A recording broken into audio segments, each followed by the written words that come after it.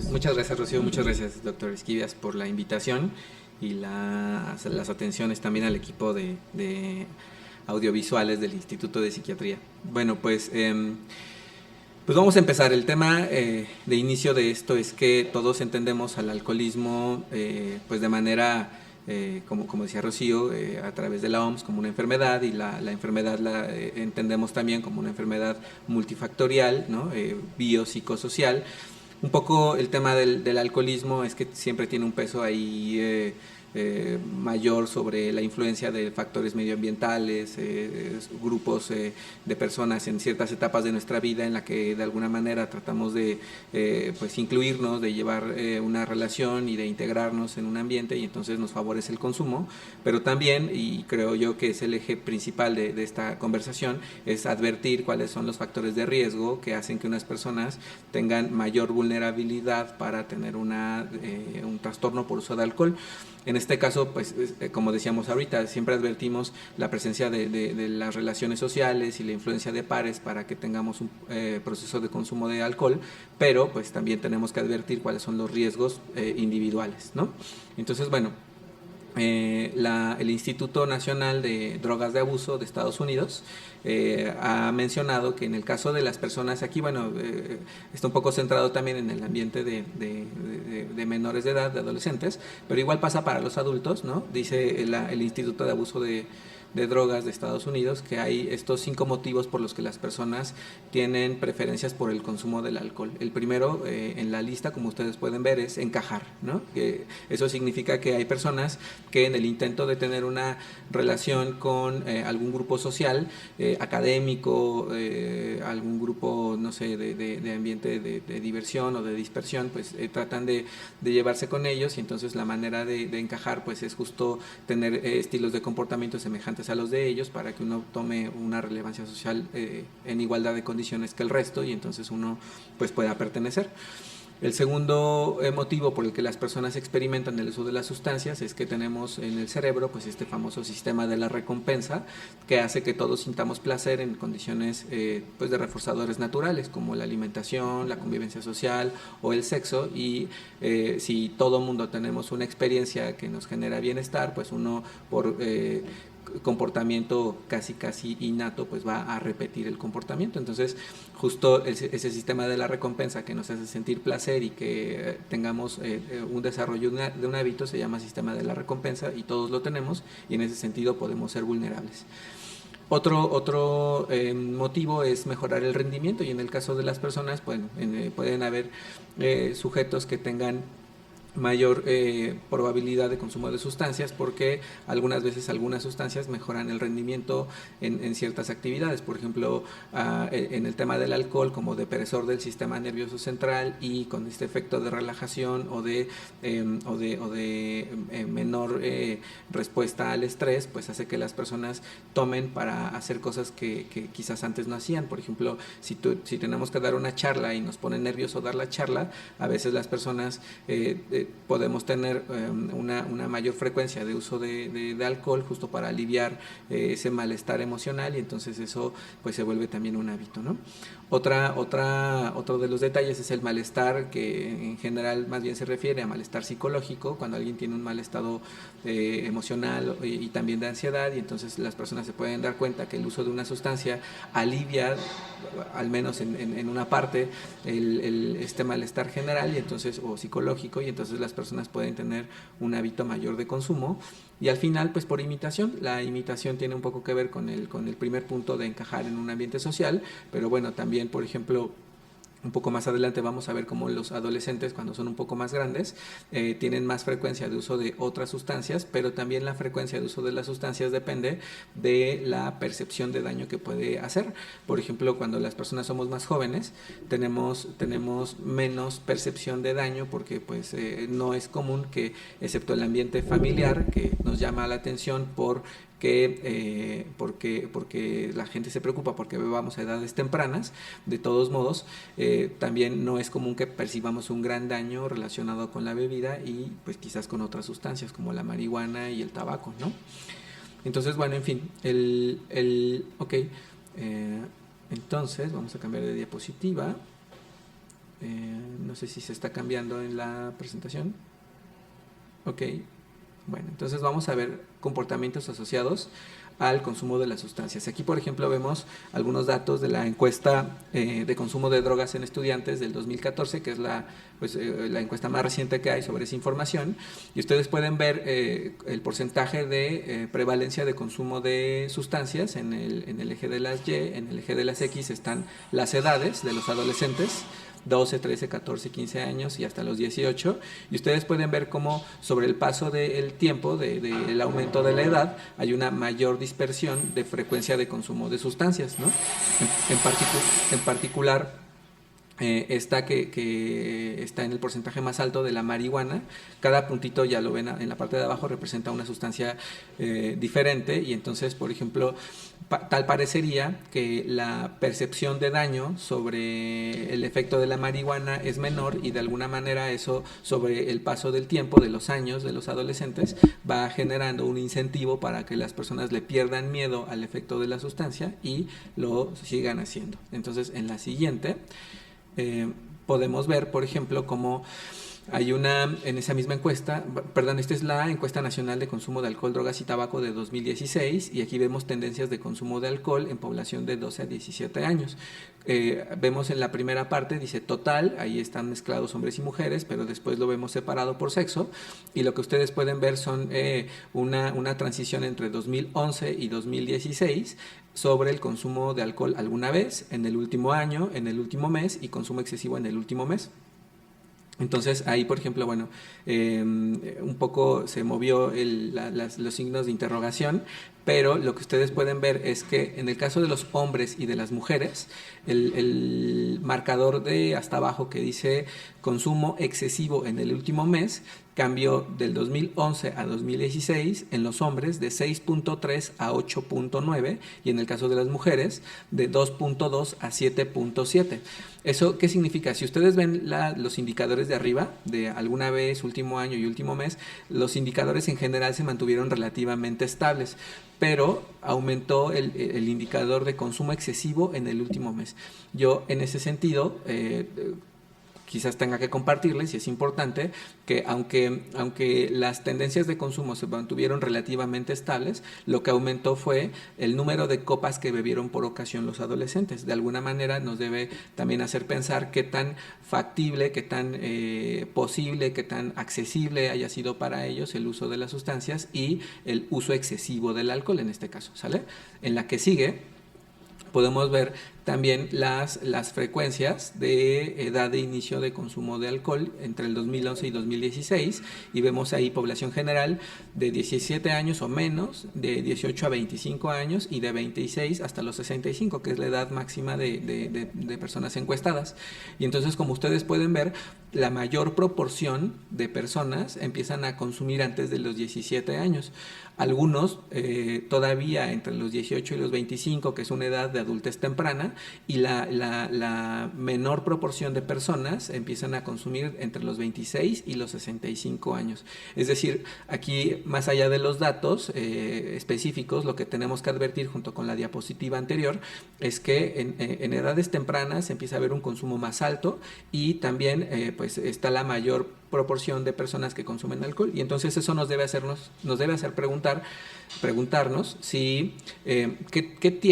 qué hace que los adolescentes o las personas a edades tempranas empiecen a consumir más, ¿no? Uno podría quizás sospechar, decíamos en un momento anterior, la influencia social por la imitación o encajar en ambientes sociales, o qué tanto puede depender de esos sistemas de la recompensa o de un malestar psicológico o un malestar emocional que haga que las personas sean vulnerables. En la diapositiva que sigue,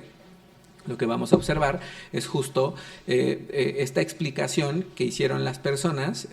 también adolescentes y adultos jóvenes, sobre la principal razón para precopear. La pregunta en esa encuesta era que antes de un episodio de consumo excesivo, ¿qué hacía que las personas empezaran a beber? Y entonces vemos la diferencia por género, hombres y mujeres, de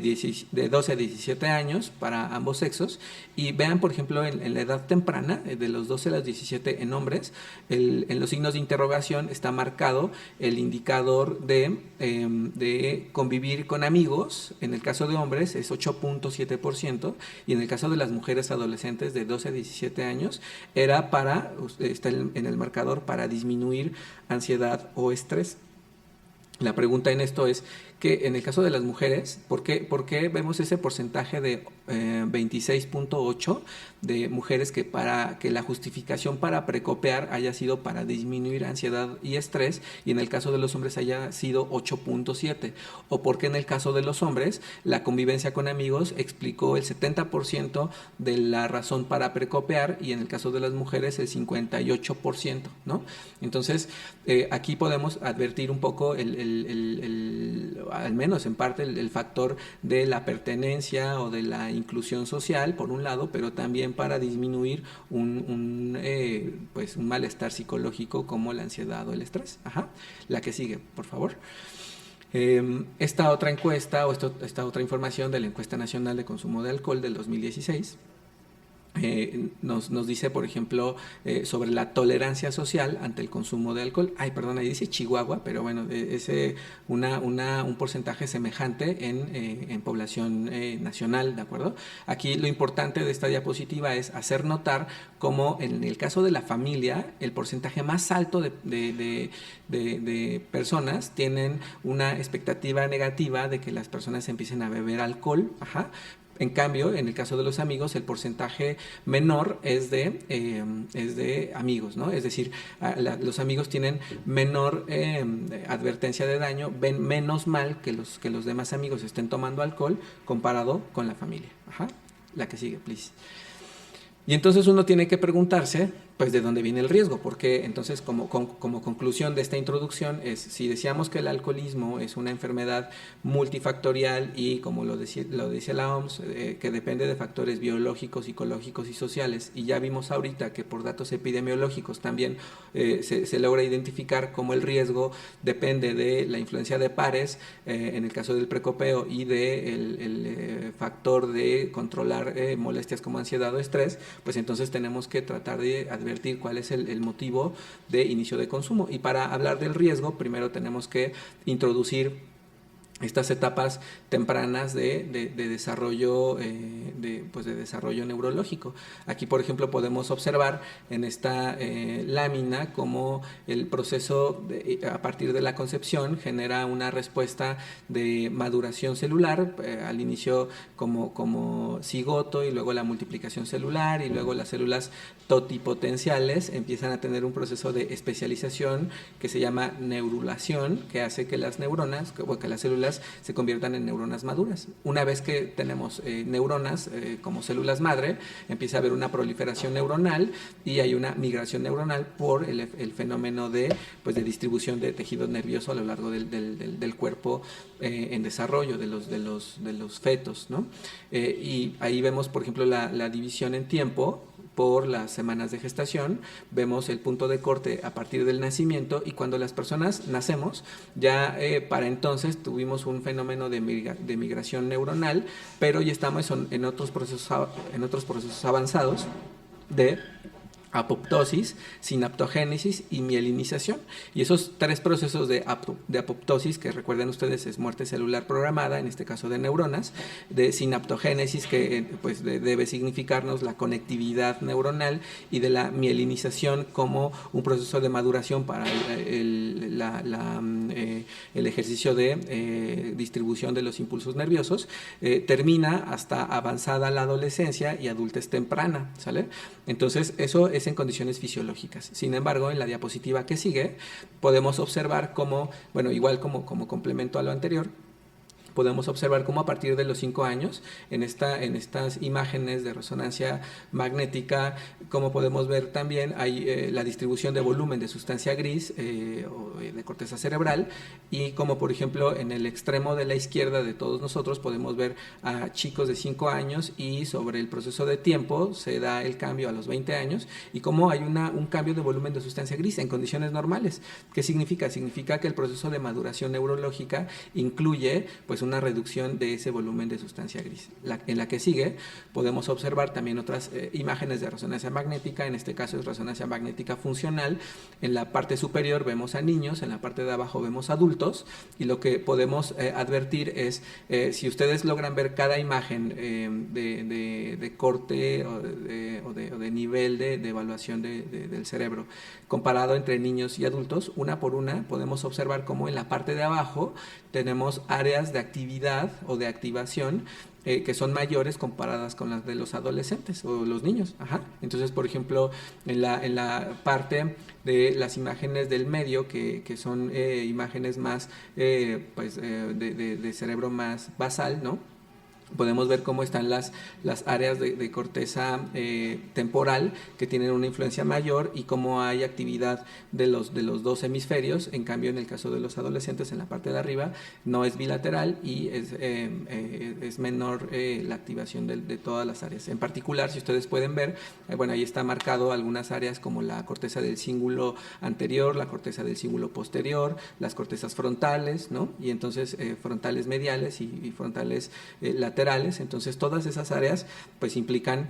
actividad sobre funciones cognitivas. En conclusión, sobre de dónde surge el riesgo, bueno, tenemos que tener presente que en tareas de control cognitivo, del control de nuestro comportamiento, de nuestro juicio y el razonamiento, pues hay mayor actividad parietal en los adolescentes y mayor actividad prefrontal en la edad adulta, y entonces también tenemos que pensar que la autorregulación del comportamiento y de las funciones de la recompensa dependen no solamente de esa función cerebral, sino también dice ahí, el valor hedónico de los estímulos y su valor dentro de un marco amplio que incluye pues los valores personales o la influencia social, objetivos personales y riesgos potenciales, ¿no? Es decir, hay un equilibrio entre la función biológica y la capacidad de responder a los estímulos, pero también lo que de manera social o de manera medioambiental esos estímulos representan para todos nosotros. La que sigue, por favor. Entonces, bueno, hablando un poco de los factores que aumentan el riesgo para desarrollar estos cambios cerebrales por el consumo en los adolescentes, porque ya vimos que es una población altamente vulnerable al inicio del consumo del alcohol, y que vamos a ver más adelante que eso puede acarrear consecuencias, pues están los factores genéticos, ¿no? Y entonces ustedes pueden identificar en esa tabla o en esa gráfica la heredabilidad de algunos trastornos mentales, y entonces vemos que algunos trastornos mentales como el trastorno bipolar o la esquizofrenia tienen valores de heredabilidad demasiado altos, cercanos al 100%, y otro tipo de trastornos que ustedes los ven en las columnas blancas, que son lo que entenderíamos como trastornos conductuales, porque tienen que ver con el consumo de la sustancia, tienen porcentajes de heredabilidad que en el caso de la dependencia al alcohol pues está cercana al 50%, ¿no? Heredabilidad, recuerden ustedes que es un parámetro estadístico que no significa que si tenemos un familiar con un problema de alcohol,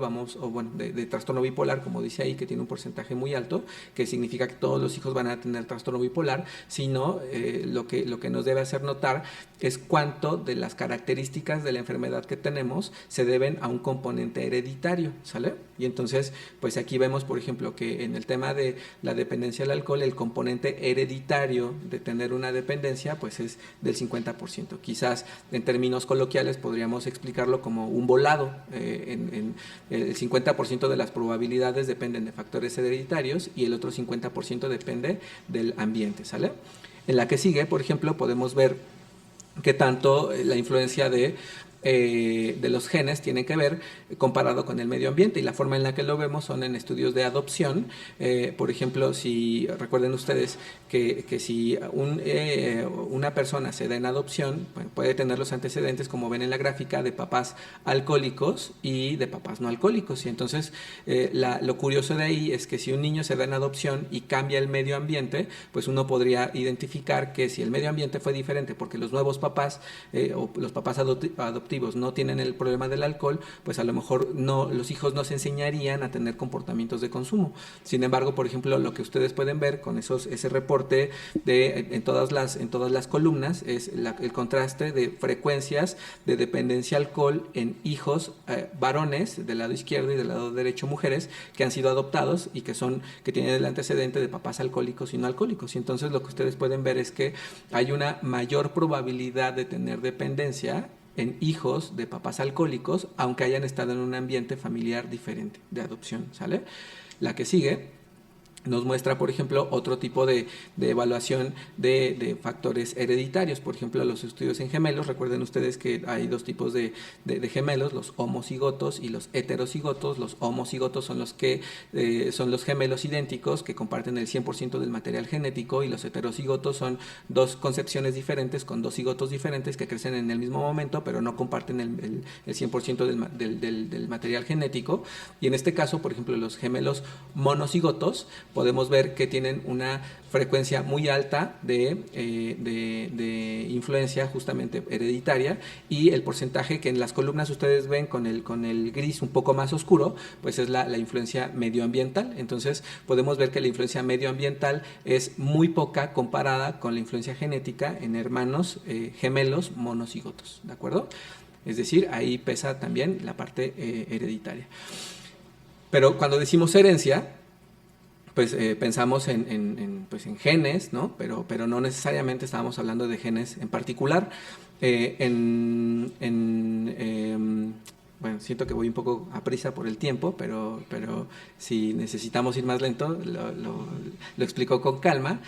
Fíjense, estas variantes genéticas son muy importantes. Estos estudios genéticos se llaman estudios de asociación, y, por ejemplo, podemos tener dos grupos de genes que pueden implicar un mayor riesgo para los efectos del alcohol. Uno es sobre las enzimas que metabolizan el alcohol. Una de las enzimas es la alcohol deshidrogenasa y la otra es la aldehído deshidrogenasa. En la cadena metabólica del alcohol, recuerden ustedes que una vez que se asimila el alcohol en el sistema, la primera enzima que lo metaboliza es la alcohol deshidrogenasa, que metaboliza el alcohol a acetaldehído, y después, cuando ya está el acetaldehído, se metaboliza por la aldehído deshidrogenasa en acetato.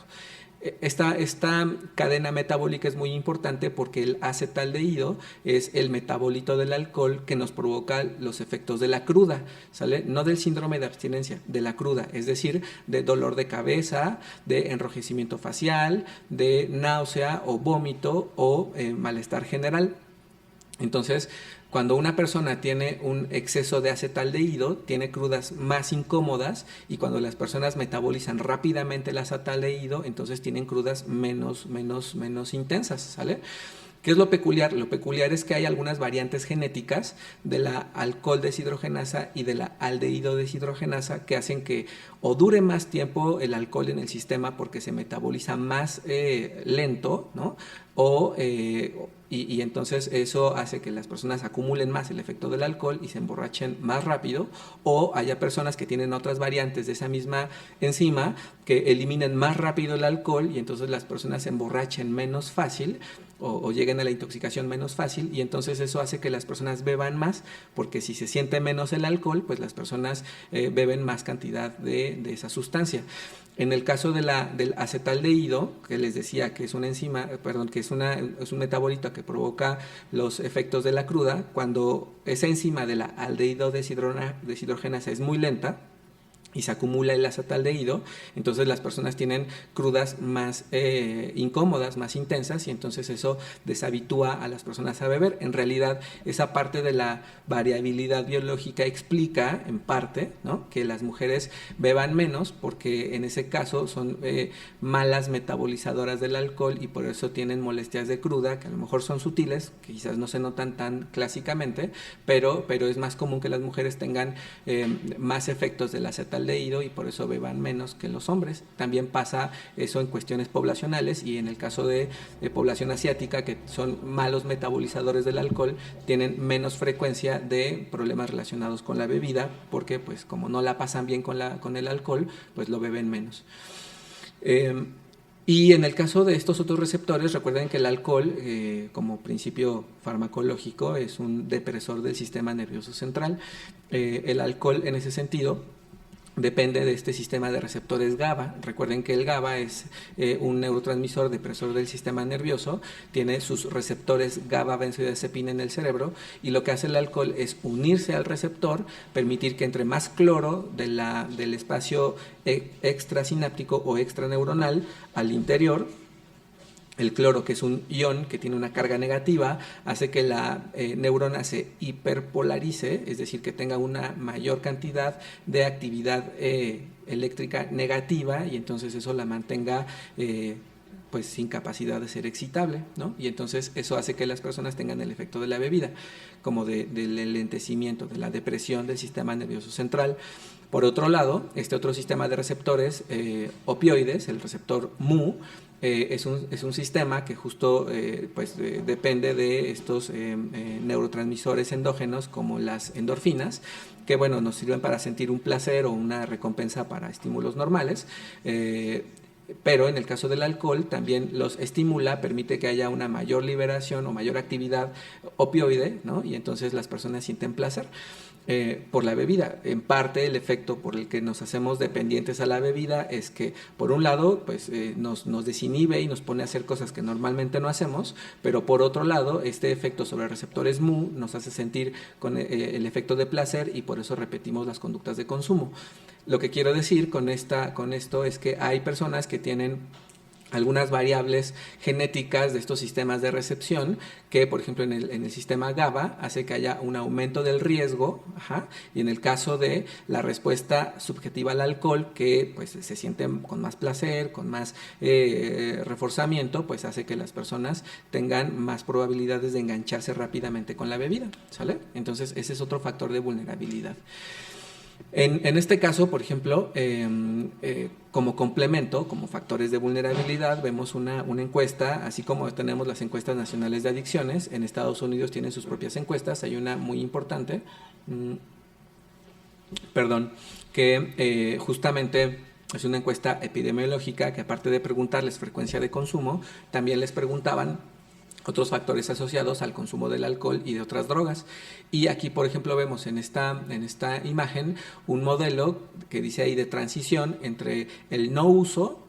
y el uso asintomático de sustancias, y el uso asintomático y el uso problemático de las sustancias, o el cambio de no uso a uso problemático de manera directa. Vamos a concentrarnos en el lado derecho de la imagen, del no uso al uso asintomático. Ustedes pueden ver que los predictores de riesgo para tener la transición del no uso al uso asintomático, pues incluye muchos, pero en particular algunos que dependen de la edad temprana pueden ser justamente una menor edad, una historia de abuso en la infancia o trastornos depresivos mayores, ¿no? En el caso,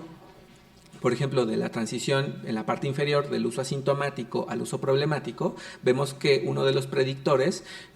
pues también socioeconómicos, son el bajo,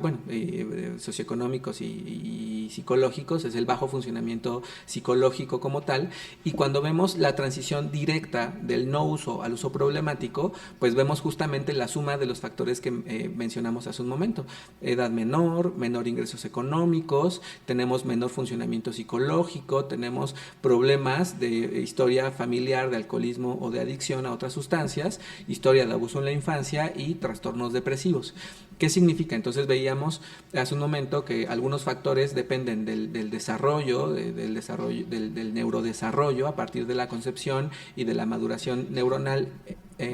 durante la gestación y hasta la adultez temprana.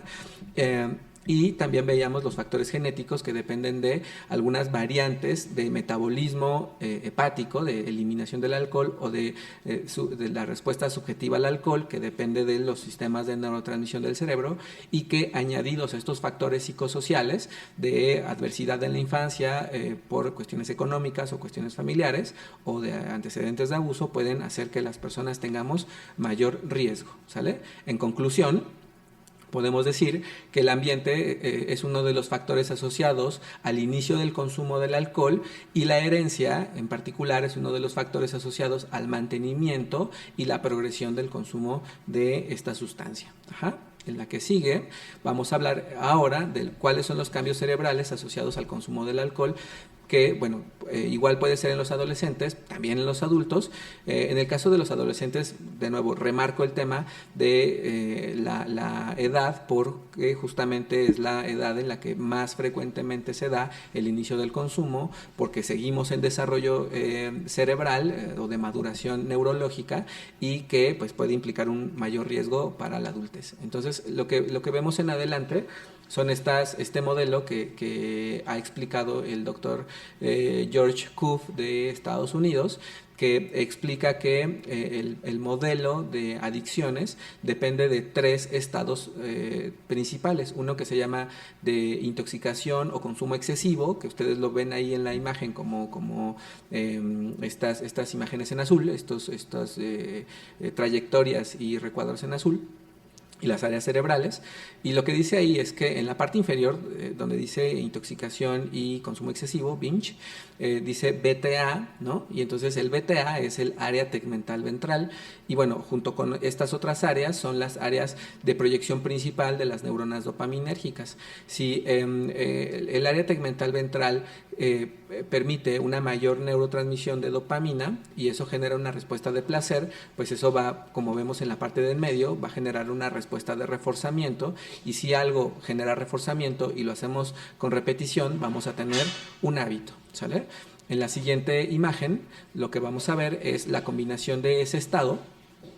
con este otro que se llama de abstinencia o afecto negativo. Ese sistema depende de áreas en particular como el amígdala o el cerebro medio, que va a generar una respuesta mediada también por glutamato y por noradrenalina, y lo que hace esto es que si las personas tienen un malestar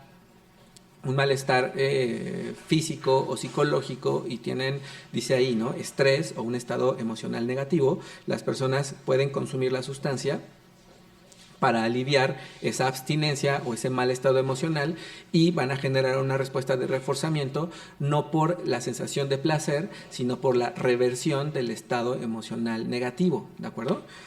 Y al final, la combinación con el siguiente estado, el tercero, es el de preocupación, anticipación, o que nosotros entendemos en adicciones como craving. Recuerden ustedes que craving es o sea, el crave en inglés significa anhelo. Para nosotros el tema de craving significa deseo intenso por consumir la sustancia, y depende sobre todo de funciones más bien cognitivas, como que dependen de la corteza frontal y de áreas relacionadas con la memoria, como el hipocampo y la corteza de la ínsula, ¿de acuerdo? En todo caso, lo que generan estas áreas y la regulación es que si una persona transita entre la intoxicación y el placer inducido por la sustancia,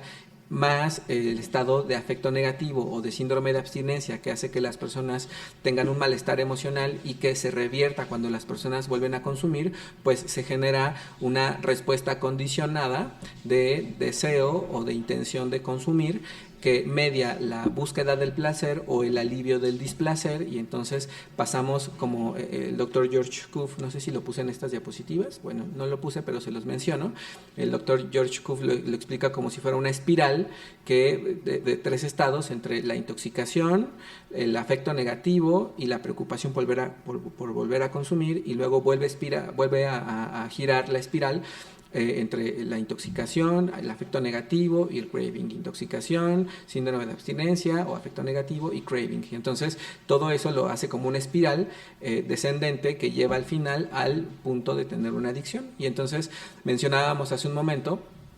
como conclusión a esta parte de la presentación, que pues el sistema de la recompensa del cerebro pues obviamente es sensible a los efectos del consumo recurrente y crónico del alcohol, se va a ir adaptando, y entonces las personas al final del proceso no van a consumir para sentir solamente bienestar, sino porque tienen un estado emocional negativo que hace que les refuerce las conductas de consumo de la sustancia, ¿sale? En la que sigue vamos a explicar ahora cómo se asocian otros trastornos mentales al consumo del alcohol, igual en adolescentes, pero también pasa en los adultos. Lo que vemos en la siguiente diapositiva, Por ejemplo, es un modelo, antes de esto, quería mencionarles que estas son datos de la encuesta nacional de epidemiología psiquiátrica. Es la única encuesta que está sobre la frecuencia y la proporción de personas que tienen trastornos mentales, y solamente de manera resumida les quiero decir que, por ejemplo, vemos estas tablas o gráficas de sobrevida de trastornos de ansiedad y de trastornos del ánimo, y entonces vemos cómo la mayor parte de la población empieza a tener trastornos de ansiedad antes de los 25 años, de los 20-25 años. En el caso de la izquierda, que son los trastornos de ansiedad, viene ahí agorafobia, trastorno de ansiedad generalizada,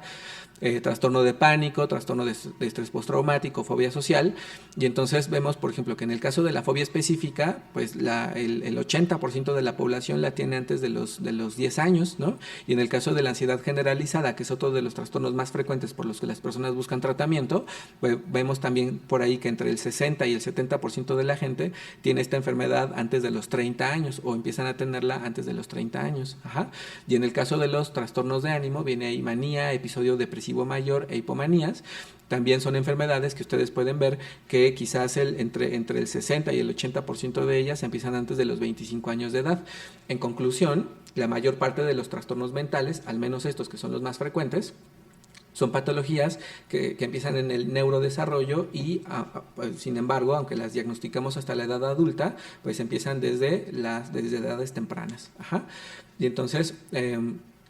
por ejemplo, esta información del Instituto Nacional de Drogas de Abuso de Estados Unidos nos muestra una relación recíproca entre la frecuencia entre que las personas tienen trastornos del ánimo y de ansiedad y consumo de sustancias, o cómo las personas pueden tener consumo de sustancias y al mismo tiempo tener trastornos de ánimo y de ansiedad. En la parte de arriba vemos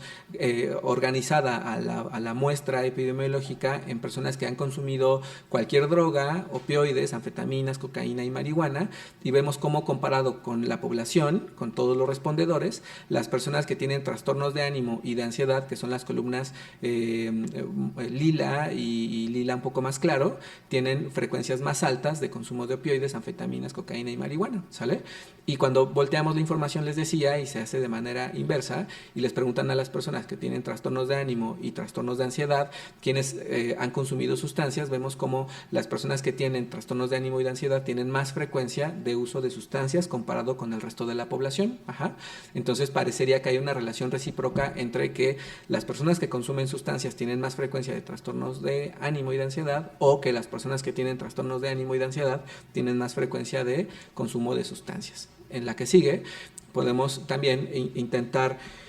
pues modelar cuáles son los mecanismos por los que las personas tienen esta comorbilidad, la frecuencia de trastornos mentales asociados a un trastorno por consumo de sustancias, y ahí dice modelo de factores independientes.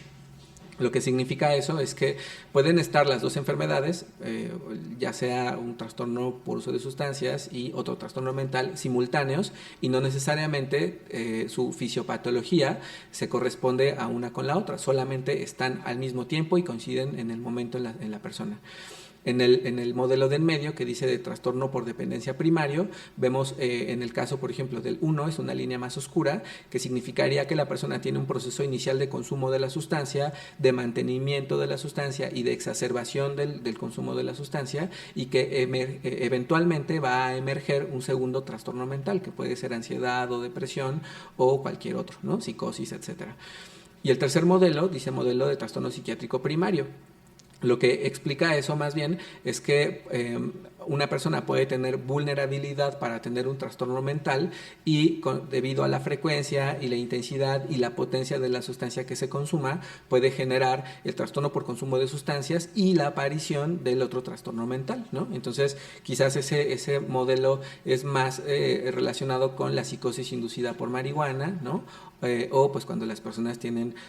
sobre el paso del tiempo episodios depresivos mayores, cuando las personas tienen exacerbación del consumo de la bebida, ¿sale? Bueno, entonces en la que sigue, al final podemos ver pues en resumen, cuáles son algunos de los trastornos mentales que más se asocian con el consumo del alcohol en los adolescentes, de nuevo remarcando a esta etapa de la vida como una etapa muy importante o de mayor vulnerabilidad por el proceso todavía de maduración neurológica que tiene que cubrir estas personas hasta la adultez temprana, y porque pueden ser algunos de los factores que medien, como dijimos hace un momento, el consumo del alcohol cuando las personas tratan de aliviar un malestar psicológico o emocional. En este caso, por ejemplo, dice ahí que algunos trastornos mentales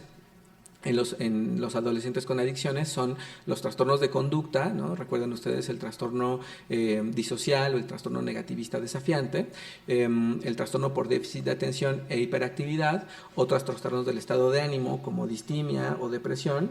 y o trastorno por estrés postraumático, quizás no con los mismos detonantes de la adultez como algún accidente o alguna situación de violencia, pero sí, por ejemplo, como abuso sexual, como veíamos en una de las gráficas anteriores. También un poco tenemos que advertir que la diferencia por género es muy importante porque las mujeres pueden tener más frecuencia de trastornos internalizados y los hombres de trastornos externalizados. Es decir, recuerden que pues, decir que un trastorno es internalizado o externalizado, pues más bien es como una forma de los psiquiatras de expresar cuando se nota más la alteración del comportamiento o de regulación emocional de algo. En el caso de las mujeres, que dice que tienen más frecuencia de trastornos internalizados, pues son sobre todo trastornos del estado de ánimo, ¿sale?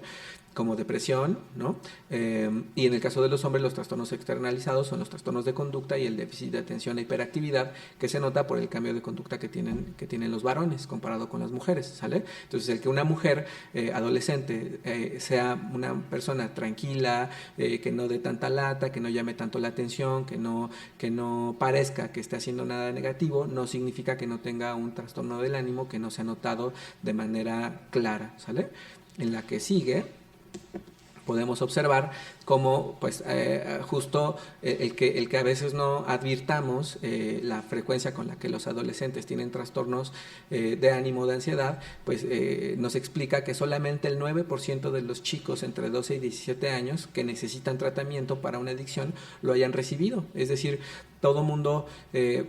asume que la adolescencia es una etapa de regulación emocional y del comportamiento que es complicada. La mayoría de las personas normalizamos algunos comportamientos que tienen ellos, pensando que va a ser transitorio y que se va a quitar sobre el paso de pues, su maduración social o de regulación emocional, y de todos modos pues justo evita que los chicos tengan un diagnóstico adecuado y que reciban un tratamiento.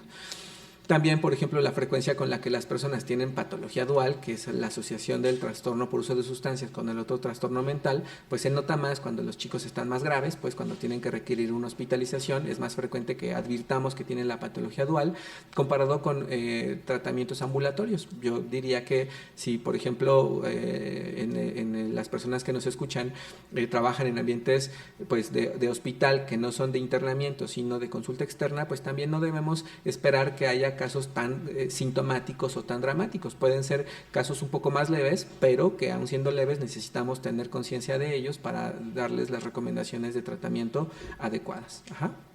Entonces, pues la consecuencia a largo plazo, fíjense, aquí es donde se remarca la importancia de la identificación temprana de estos problemas de consumo de sustancias y de la presencia del otro trastorno mental, porque esta imagen es de la expectativa de vida en población de Suecia, Finlandia y Dinamarca, y vemos la comparación de población general versus personas que tienen el diagnóstico de trastorno por uso de alcohol, y lo que podemos ver del lado izquierdo vemos hombres y del lado derecho vemos mujeres, y lo que vemos es que a largo plazo las personas que tienen el diagnóstico de trastorno por uso de alcohol tienen una reducción de la expectativa de vida de alrededor de 25 años, ¿no? Es decir, cuando las personas tienen una dependencia al alcohol, tienen más probabilidades de morir prematuramente, ya sea por la comorbilidad psiquiátrica de depresión y suicidalidad, o por accidentes y por algún asunto o algún otro asunto de violencia. Eso pasa, por ejemplo, en países de primer mundo. Imagínense cómo puede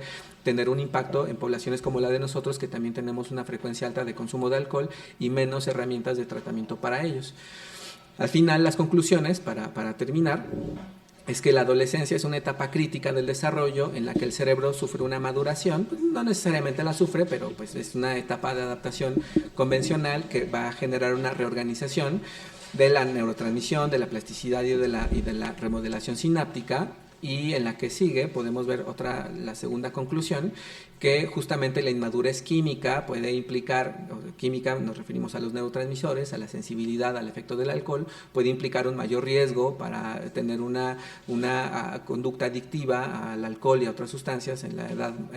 madura o edad mayor. Y pues justamente la sensibilización de esas vías de la recompensa pueden mediar el riesgo, ¿sale? Al final, ya nada más para terminar, las últimas 2 diapositivas son las recomendaciones que debemos de tener. Tenemos que advertir que la adolescencia pues implica la necesidad de prevenir o advertir cuáles son los procesos de desarrollo emocional y social saludable, y por ejemplo también advertir que puede haber factores de riesgo que necesitamos afrontar con información, con prevención. Tenemos que tener un cuidado de la suicidalidad, del tema de depresión y de la probabilidad de morir prematuramente por algo que es completamente controlable si se identifica en un buen momento, que tenemos que incluir a las familias, porque a veces las familias en la parte médico-terapéutica, pues a veces llevan a las personas a los tratamientos y dicen, es que mi hijo tiene el problema, o es que mi esposo tiene el problema, pero no necesariamente advierten que pues la misma familia es un medio en el que las personas desarrollan este riesgo, y que pues al mismo tiempo de que la persona desarrolla su dependencia al alcohol, pues también tiene una implicación negativa sobre el usuario, y entonces a veces pues es perdón por la generalización, pero a veces la familia cuando ve que un usuario se está recuperando, pues de manera quizás menos consciente, hacen esfuerzos para mantener a la persona con el proceso del consumo, porque es más fácil echarle la culpa a alguien que pues reajustar el comportamiento del resto de los integrantes de la familia. Y pues para eso se requieren intervenciones psicosociales y en la que sigue de un diagnóstico adecuado, de un tratamiento médico adecuado y de un sistema de referencias que nos permita contar con pues una red de apoyo médico y terapéutico adecuado, porque a veces bueno, el tema del alcohol se maneja sobre todo en centros de tratamiento que no son tan profesionales, no dependen de un criterio médico o psicológico adecuado, más bien son centros de rehabilitación llevados por padrinos o personas que tienen pues a lo mejor un proceso de recuperación, y que eso haga que se sientan con la autoridad moral de poder llevar a otros en un proceso de tratamiento más o menos igual, pero pues con el uso de estrategias no profesionales que a veces hacen más daño que beneficio. Entonces debemos contar con las instituciones, centros de integración juvenil, los centros de atención primaria en adicciones u hospitales, por ejemplo como el Hospital Psiquiátrico Fray Bernardino. Nosotros como Instituto Nacional de Psiquiatría tenemos 2 áreas clínicas de adicciones en el Instituto Nacional como tal, con la Clínica de Adicciones, o el Centro de Ayuda al Alcohólico y sus familiares. Y pues justo para generar todo esto, bueno, antes de cederle la palabra a Rocío y al doctor Esquivias, pues a participarles que tenemos en el instituto este curso de actualización para profesionales, que pues es de 3 días de duración, en el que justamente les brindamos estrategias de abordaje multidisciplinario para el diagnóstico, la prevención, el diagnóstico y las intervenciones adecuadas para el control de este problema al usuario y en el entorno familiar.